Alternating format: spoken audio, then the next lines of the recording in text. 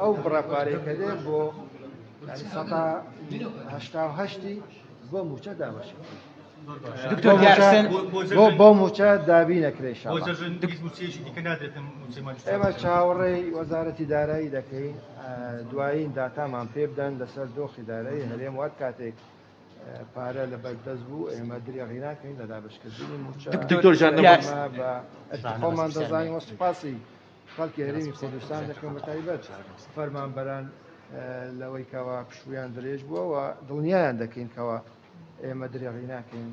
لە چوارچەوەی ئەو بابەت. دکتۆر دیارحسێنم لە تۆڕی میدیا ئێستا پرسیاریەوەمەوێ لە ماوەی چەند ڕۆژی ڕابردوو بەشێک لە کوردانی تارەوگا هەڵوێستەکان بەرامبەر سەرۆکی حکوومەت دوان ئێوە سەرۆک حکوومەتی هەرێمی کوردستان هەڵوێستیان چێ بەرامبەر ئەو هەڵوێستەی بەشێک لە کوردانی تارەوگا؟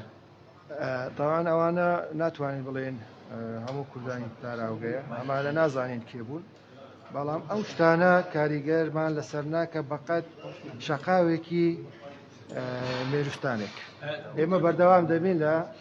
سیاسەتی خۆمان و بڕواشمان و قەناعەتێکی تاوامان بەو سیاسەتەی خۆمانە. دکتۆر جان ڕۆژی ڕابردوو ئۆپراسیۆنی سوپای تورکیا لە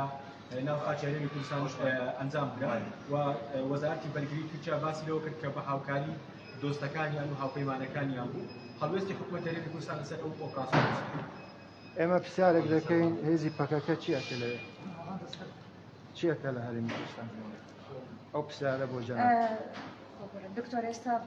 پەیوەندیەکان داموسامەکان لەگەڵ پەکەکەشەوە دەخشێتی لە بەداری ئێمە بەردەوامین و بەر لە ماوەیەک شاندی حکوومەتی هەرێمی کوردستان سەردانی بەغدای کرد ئەو سەردانانە بەردەوام دەبن و لە هەمان کاتیشدا ئێستا دیوانی چاودێری دارایی عێراق و دیوانی چاودێری